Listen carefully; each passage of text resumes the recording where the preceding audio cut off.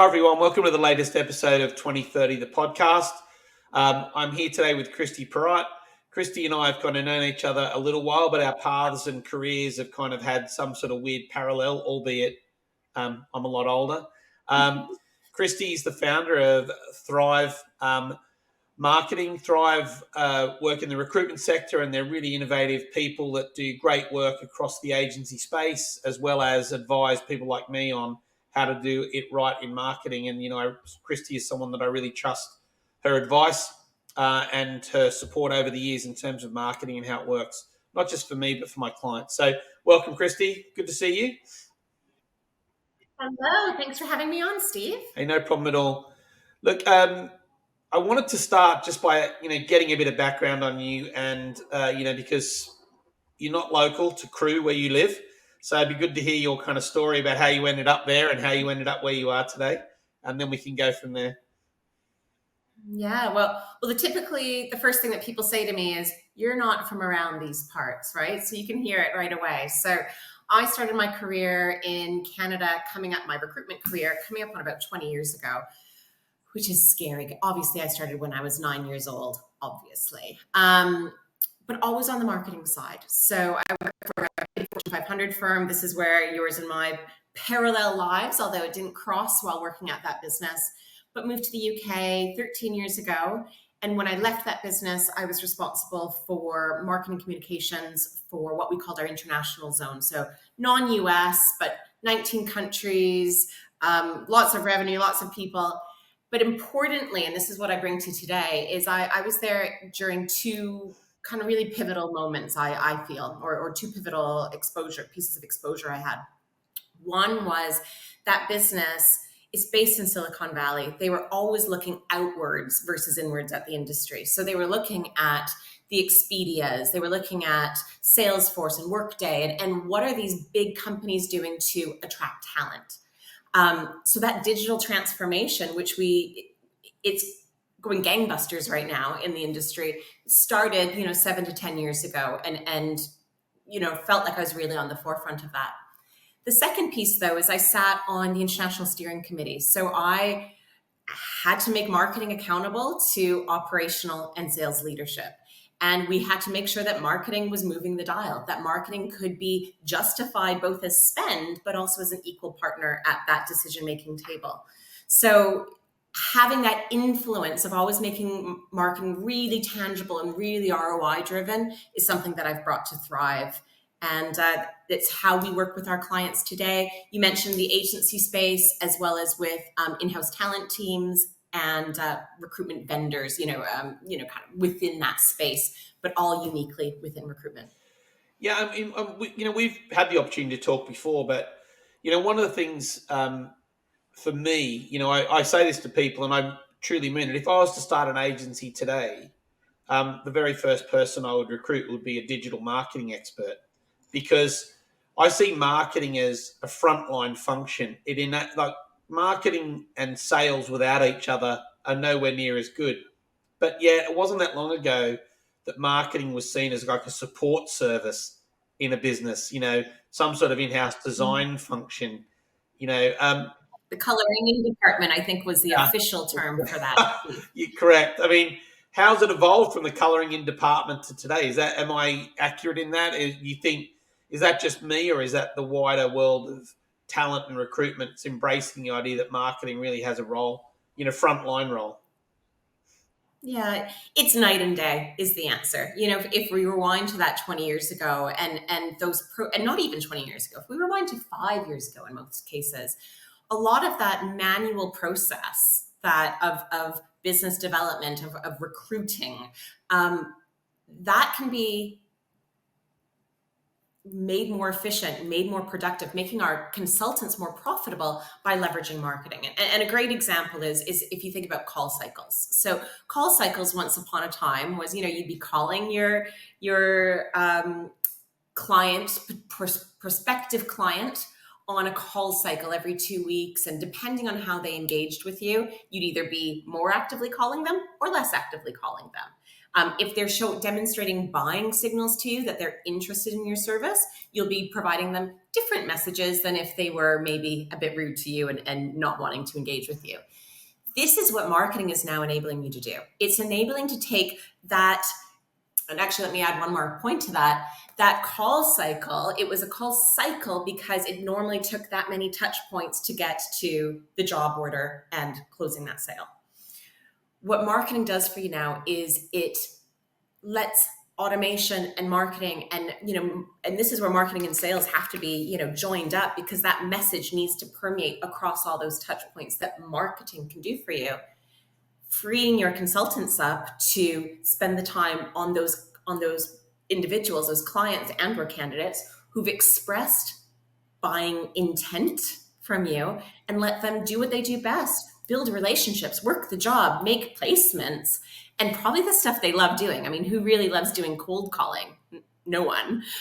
Let marketing do the warming up, and let the sales teams, the recruiter teams, focus on what is going to really move the dial and drive revenue at the end of the day. Yeah, I couldn't agree more. I mean, there's so many points I want to pick up there. Like, first of all, someone I would regard as a friend in the industry, and I had a bit of a kind of a semi-fun LinkedIn exchange, and he was talking about everybody get back on the phone, and I made the point that glad to see he's bringing back the 90s.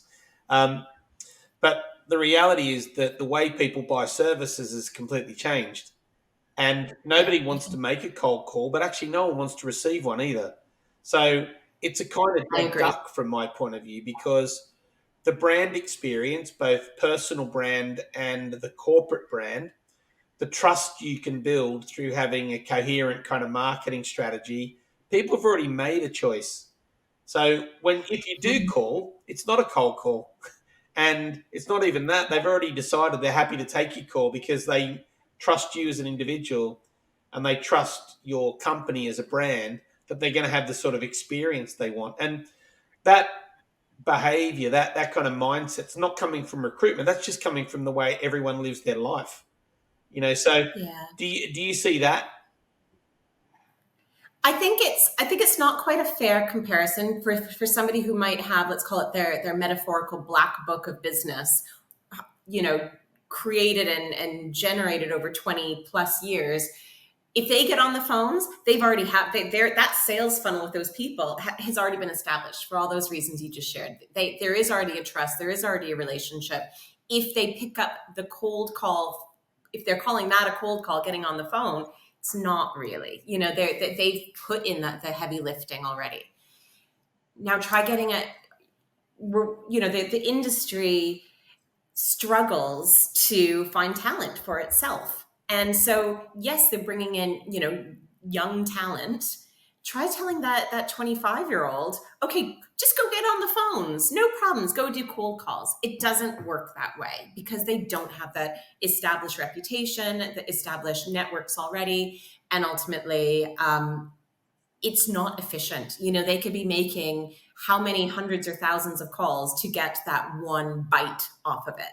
Whereas, what I'm suggesting here is, I'm not saying actually don't be on the phone necessarily, but use the cold, that cold part of the process. Use automation and marketing and email marketing, etc., to go through those stages and concentrate your efforts. Pick up the phone once you already know they're a warmer contact to do so, whether you are a 20-year veteran in the industry or you're just starting out in your first role. Yeah, I mean, I knew this, by the way, I knew this podcast was going to be interesting before I started, so I'm not shocked now. I mean, I agree. I mean, I think one of the things I talk to clients about when I meet them for the very first time is, where do you add value?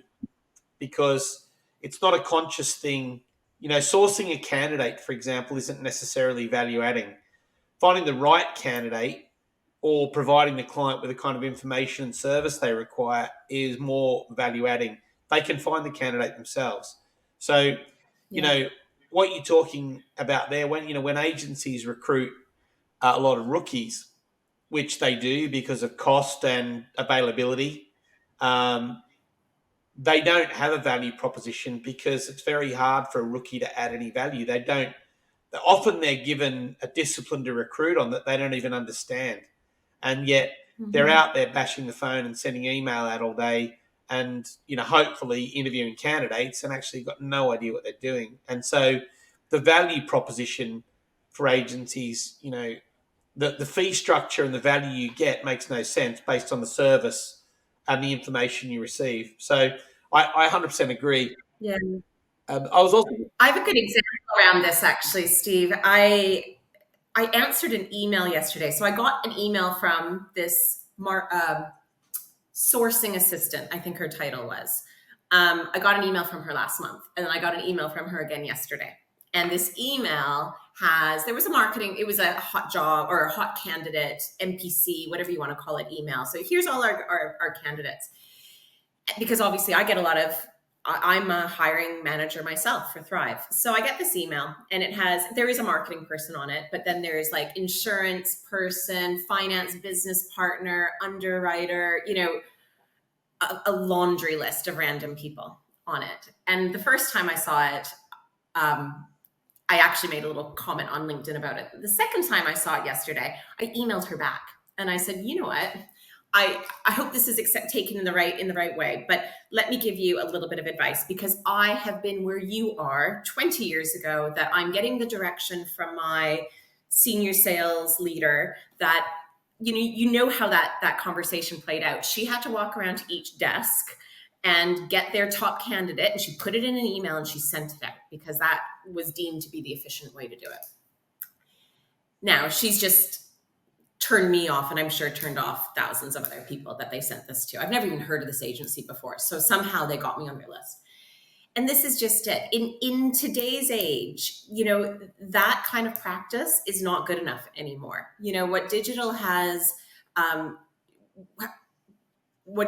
enabled is much more personalization, that we have to get better and what we're doing to create that customer experience that feels like it's personalized, feels like it's speaking right to them. But at the same time, we also have to get better in the fact that we have the ability to have these programs that, with not a lot of extra effort, can deliver that very specific personalized message. And it's an expectation, because this is how business is done now. There is an expectation that something's going to be tailored to me because it can. 20 years ago, we might have gotten away with an understanding of how, it was much more in its infancy. But today there's no excuse for it. And this is what our clients and candidates are expecting from us. 100%. I mean, it's a great illustration of where marketing and sales strategies there is no sales strategy. That's just blast out email and you'll hit something eventually, right? And unfortunately, a lot of agencies still live on the fact that the scale of the market is so vast, you can kind of do that and get away with it. However, anyone that's ever worked with me knows, we very early in our relationship, we talk about segmentation and we talk about breaking down your market in order that the right audience get the right content at the right time in a way they want to get it. And that tailoring that is completely feasible and doable. And in fact, doesn't really even take that much effort. It just makes sure that people are getting what they want and you don't offend people and you do add value. And actually you start to build that brand proposition where people start to trust the brand. And, that's a great example of where that sales strategy. Well, there is no sales strategy. That's just get Sales tactic, the tactic versus strategy. Yeah, it's and it's poor. And particularly in a market where people are competing for talent and they want to people talk about partnership and trust, but it's never there. Or not often enough there because of that kind of 1980s strategy that people still think is there. I mean, which, by the way, we're touching on a lot of things that I'm very passionate about, but one of the things that I'm trying to break down in the industry is this grandparented mindset. So a lot of agencies today were all born of other agencies and people that were entrepreneurs went off and did their thing. However, the DNA of most agencies is just the same. And they are just doing a version of what someone before them once did. Do you think it's time that agencies start looking at doing things differently based on the market, AI, technology, customer expectation, data? or is it, you got to do it the best way for yourself? Yeah. Well, I think, I hope I don't get shot for saying this, but I think one of the big challenges that has been a constant in the industry is proving its value. Now, I think it's once you have that amazing candidate in that role, from a client perspective, when you get that right talent, you know that agency has paid itself a million times over. That candidate, we know the cost of a bad hire, the cost of a good hire, it's worth it to get that great candidate. But the problem is that the process is still almost smoke and mirror, a dark art in some ways, that it's okay. Yep. We'll get you a candidate and we're going to charge you 25% for this candidate. And here's another actually email example. Whenever I'm hiring, you get the people see my advert and I get all the emails, and I'll get these really short emails saying, yep, we'll do this for you. And I'll come back to them and say, okay, because I'm a bit wise in the industry, I come back and say, okay, what's your fees? That is the first question I ask. And I know that's not fair of me, and I know that's not what the recruiter wants to hear from me, but I have a very specific reason why I do it. Tell me what your fee structure is. Okay, our fee structure is 25%. Next person, our fee structure is 15%. Our fee structure is 20%. You get this range. But the unfortunate thing is not a single one of them have told me what I'm going to get for my 25% versus my 15%. And I'm somebody who actually knows the value proposition. I live and breathe this every single day. Take that same example, put it into a hiring manager who may not have that same visibility and knowledge of the industry. How can they deem that one offering? This is why there is this, our clients are so, they're so price sensitive. They want it for 12%, because nobody has told them what they're going to get for 25% versus 12%. So you can't blame them for wanting the 12%. Yeah. The hard thing about that is the recruiter doesn't know. Like if someone said, well, just tell me how that breaks down, they can't tell you. It's just because it was grandparented. Someone said we charge that, and if you go below a certain level, you have to get me to sign it off. Precisely. Why? This is how much our agency costs. Yeah. But tell me what you're doing. And again, this is, I'm going to champion the marketing side of it. Is what is your value proposition? What are you going to do for that? What makes you different than the other agency? Most agencies are going to come back and say, well, it's our people. So what? Quantify that for me. I need to know your people sound great. The next person's going to tell me that their people sound great. Tell me what makes them different. Tell me what makes your business different. Now, I'm sounding really harsh, but what I have seen in the industry is that people are starting to do this. And what I actually love is when companies offer a different pricing for exclusive engagements, because suddenly they have to validate what an exclusive engagement, not quite retained, but exclusive, what that entails. And suddenly they're explaining why there's a value of that exclusivity. I think we've also seen a lot more of this kind of digital tsunami that's come in. And again, particularly since COVID, we're seeing so much more adoption of technology in the industry that there's a great message there. I think 10 years ago, there was this fear, or even less than 10 years ago, robots are going to take recruiters' jobs. No, I think it's a great story to tell, to say, how are you leveraging technology, adding the human touch to it to make your service better than the next. Again, providing that value and end value proposition that will allow you to be, more price competitive.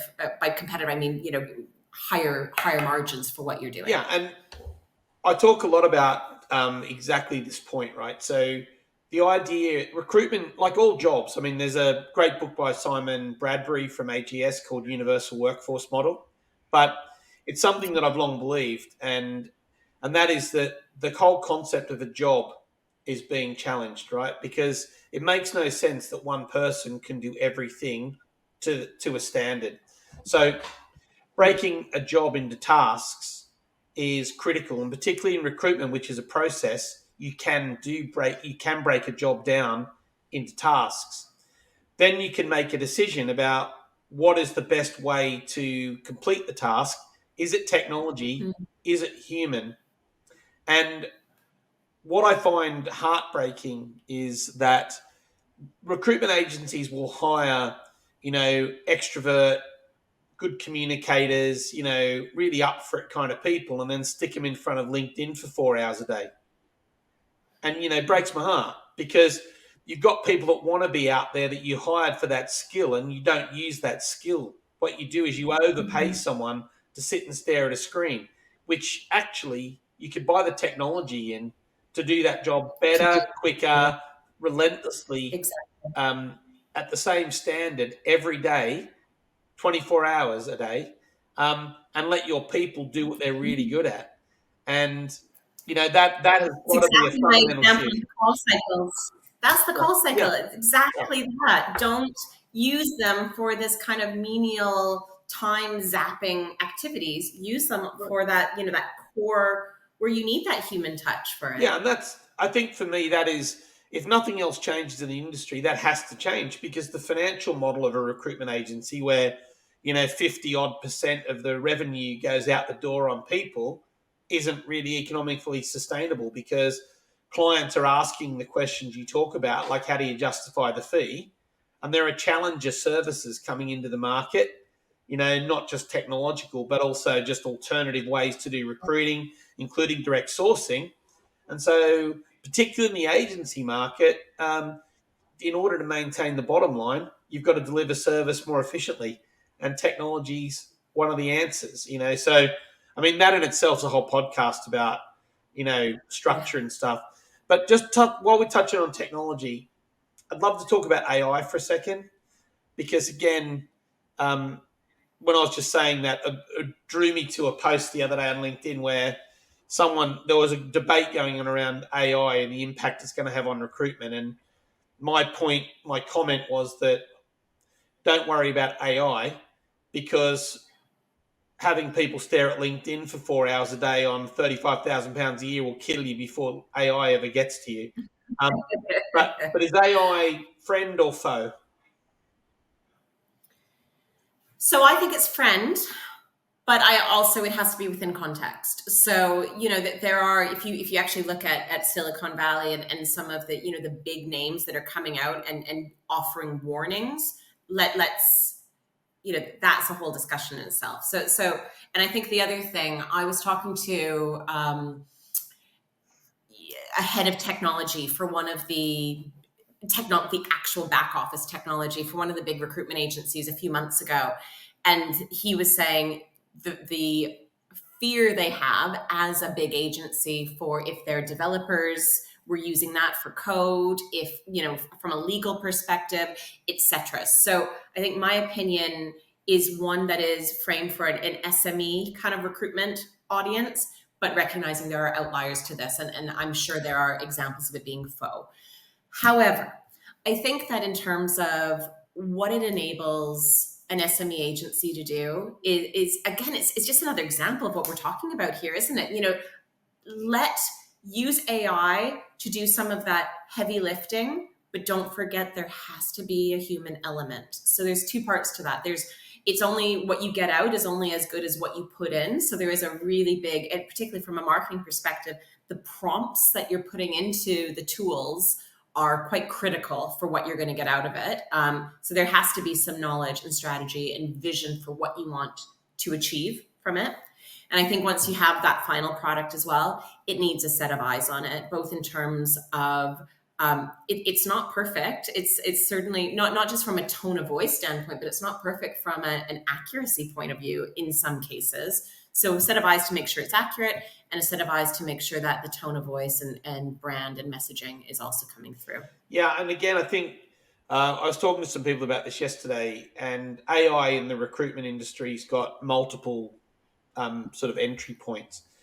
When we talk about the agency itself and the process and the workflows, I think AI is a friend. I think AI will enable people to do higher functioning tasks and get all that terrible stuff. And not that I ever quoted Will I Am before, but Will I Am said, if your job was replaced by AI, it was a boring job anyway, right? And, I get that. In recruitment, there's lots of boring tasks that AI is going to do better and with more vigor than people.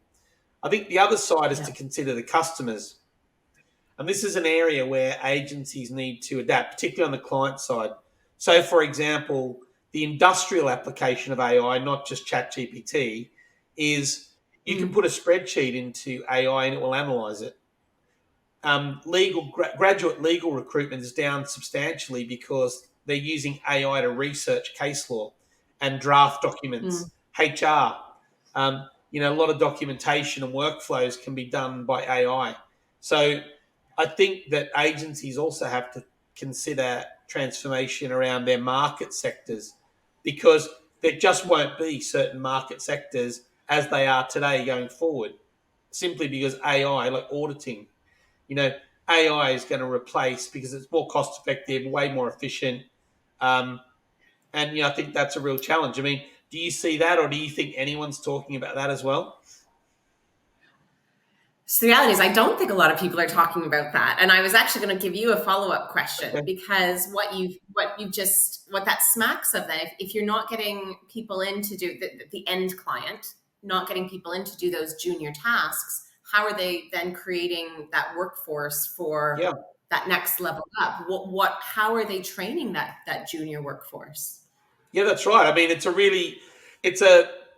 the whole workforce model and the workforce dynamic is really under threat, like the traditional thoughts about work. So things like the gig economy, that have been talked about for 10 years or so now, start to come into their own, where people drop in and out of things to do that. But yeah, how do people get experience? I mean, remote working, for example, showed us we could adapt very quickly to a new way of working, but it created a whole other set of problems around social norms and, learning, transfer of knowledge, all that sort of stuff. So AI is going to cause issues in terms of no junior staff. But then does that just mean that AI just moves further up into the organization?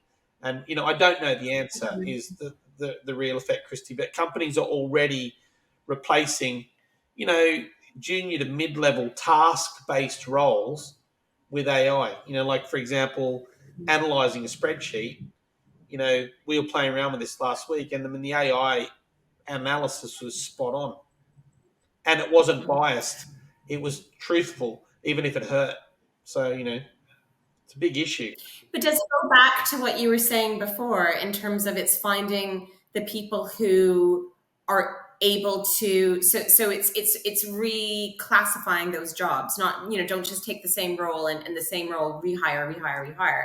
If you break down the job, etc., some of that can be moved, but you still need the human to actually be going in and doing some of those tasks, or manipulating, Yeah, or look, managing the process. I'm pro-human, right? I think relationships and trust are a fundamental factor.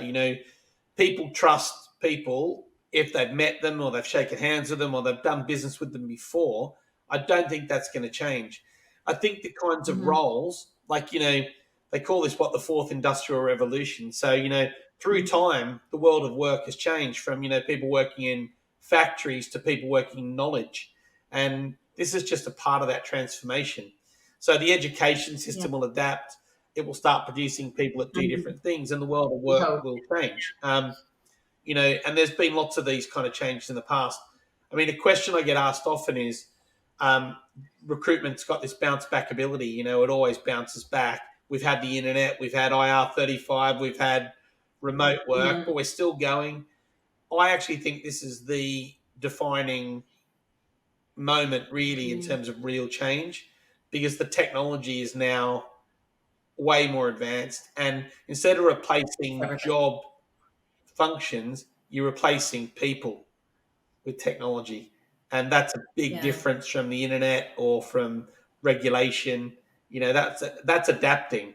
This is like hard stop change. So, yeah, I mean, I think there's a great role for people in businesses, in people functions where people do stuff well, like build trust, innovate, relationships, creativity, strategy, understanding customers better in terms of the emotional process of how they do things, not the data driven process.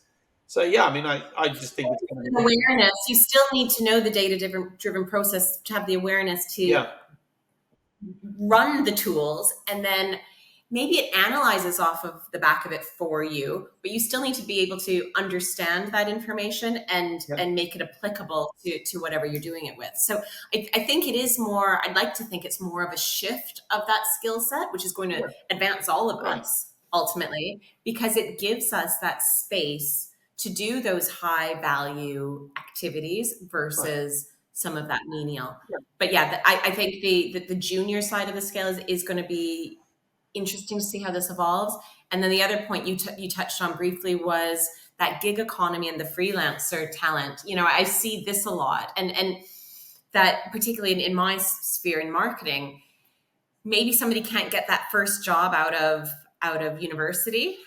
We actually hired somebody on the Kickstart scheme a couple of years ago, and I had 200 CVs, but people with no experience. How do you pick one versus the other? What was the defining point was this individual. She nobody minds her. She doesn't mind me saying it. She's our graphic designer today. She's phenomenal. But in that year, she opened up an Etsy shop. She did, a graphic design thing on Etsy, and that's what made her rise to the top. Is she did something applicable. However, I think if they get I don't want to call it a trap, but I think if you want to really, that there's this, everybody wants to be an influencer and you could create this, you see these YouTubers that are making insane amounts of money, but that's like the new age movie star, right? That's the new age film star. There's one that emerges out of thousands, right? So that the risk we run in that kind of gig economy piece is younger talent may start on this path, and at some point they may lose some of that kind of knowledge that you need to get working with, in my case, it would be, working with a leader, somebody who has been there and can teach them along the way. And I think that's a real risk in this market. 100%. And I have to confess that even though I get to talk about technology and change and disruption a lot, because I'm really cool, really keen on that stuff, I'm also a bit old school.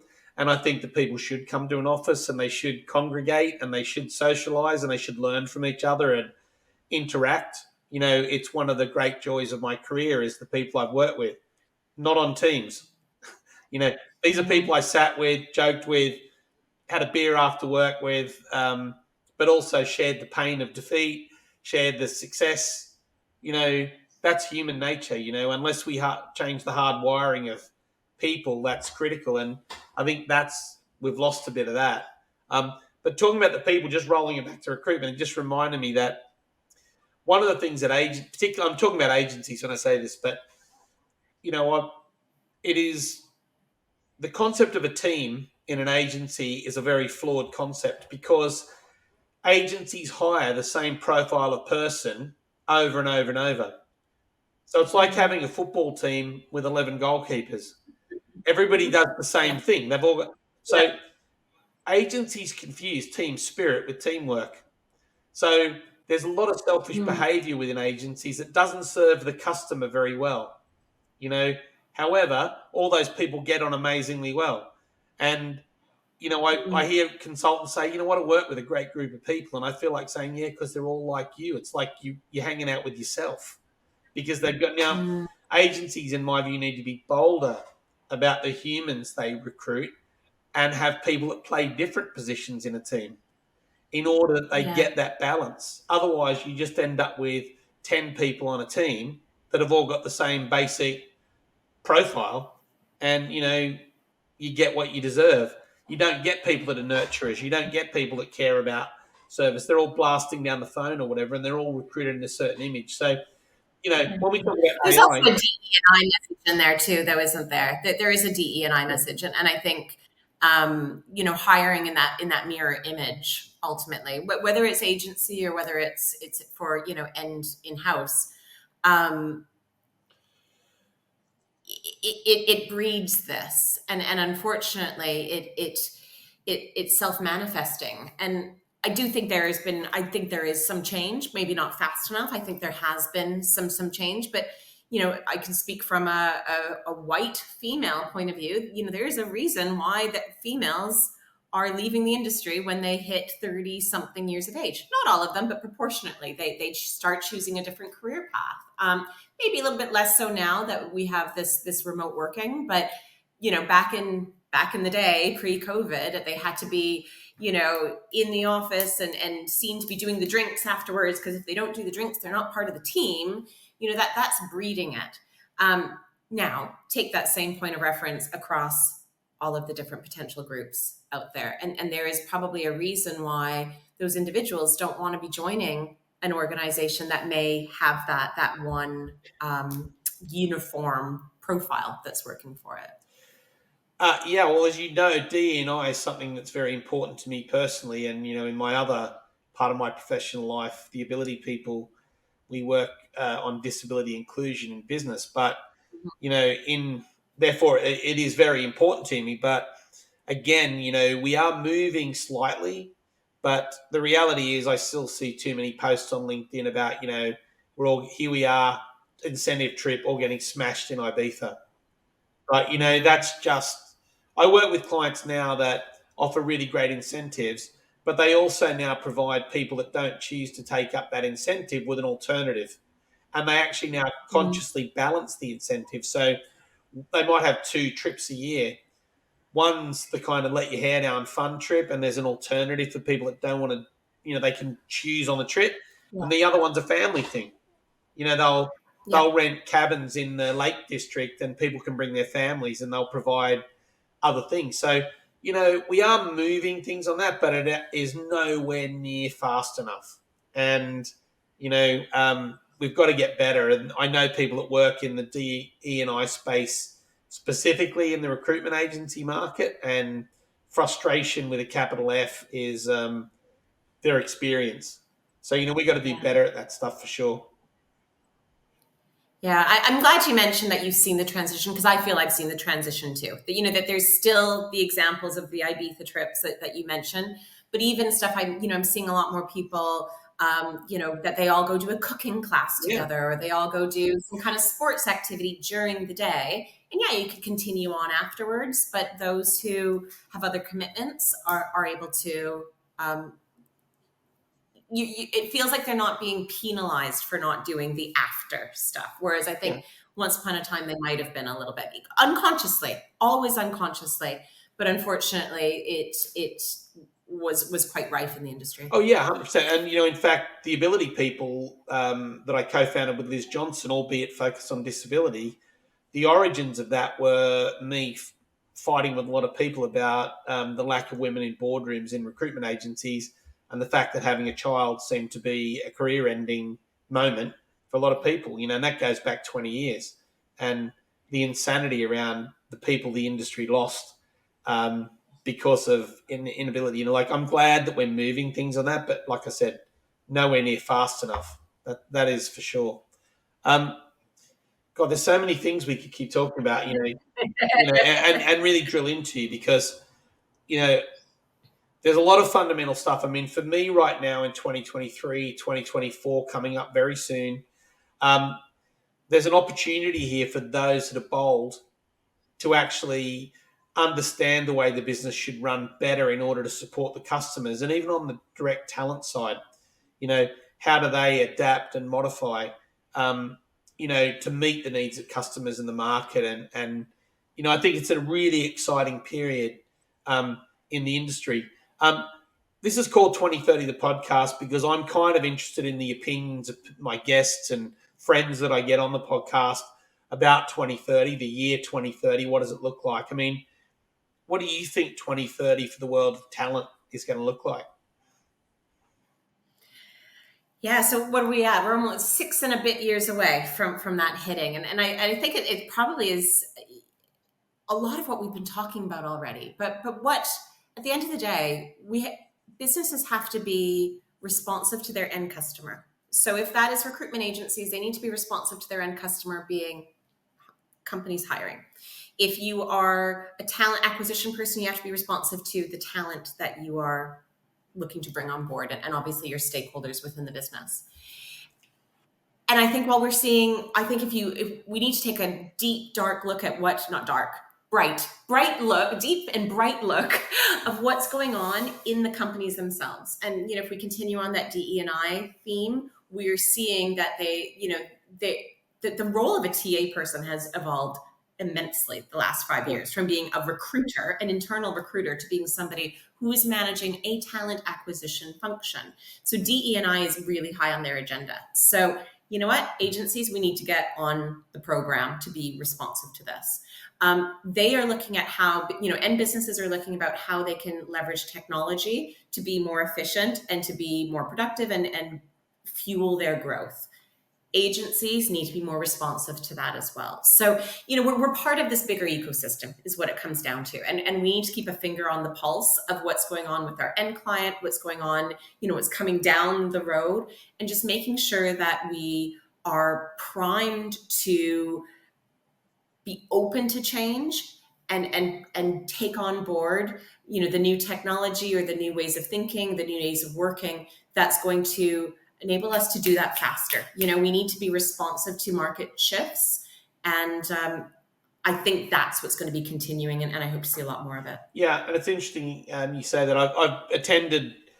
I'm very fortunate. Not only do I spend a lot of my time on the agency side of things, I get to see the other side in-house and the outsourcing market, and was at a very big conference, just a few months ago in London, and no agencies at the event, mainly tech providers, outsource partners.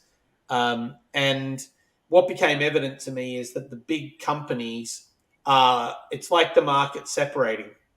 When I was on a desk, there was a distinct possibility, however small you were as an agency, you could supply staff to the biggest company. But actually, what I think is happening is the biggest companies are now hanging out with the biggest technology providers to find other ways to do it and break away. And I think that one of the things we'll see by 2030 is that the market will kind of delaminate, that the multinational huge organizations will be partnered with outsourced providers and tech providers at global level, and that the SME market will be servicing the SME market, which, is not a bad thing.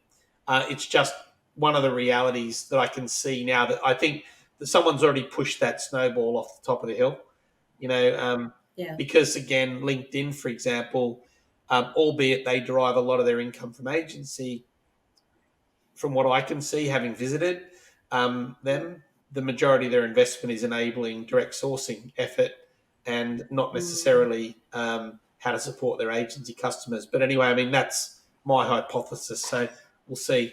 Okay, so last question. If you weren't doing what you were doing, what would you be doing? So the scary thing is I love working. This sounds awful. I wish I could say I'm so much cooler that I go like climb a mountain or, I don't know, do something incredible like that.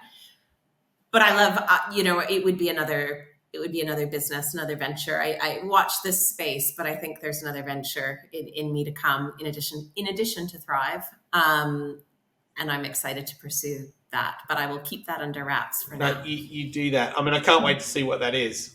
It's interesting when I talk to people and I ask that question. A lot of people are really happy and content with what they're doing, which is amazing. But I've had the odd DJ, and people. They're too cool for me. This is the unfortunate thing. I'm past my DJ prime, unfortunately. But I wish I was that potential budding DJ out there. I'm just not. Yeah, I'm the same. I often think about what happens when I retire, and then I realise that I just don't think I ever could. I've got too much to do yet. So there you go, Kristie. It's been fun. There you go. Watch this space. Yeah, we'll see what I'm going to do next.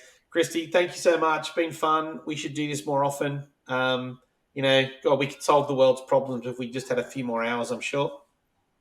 One podcast at a time. Yeah, Steve. That's true. Maybe we'll get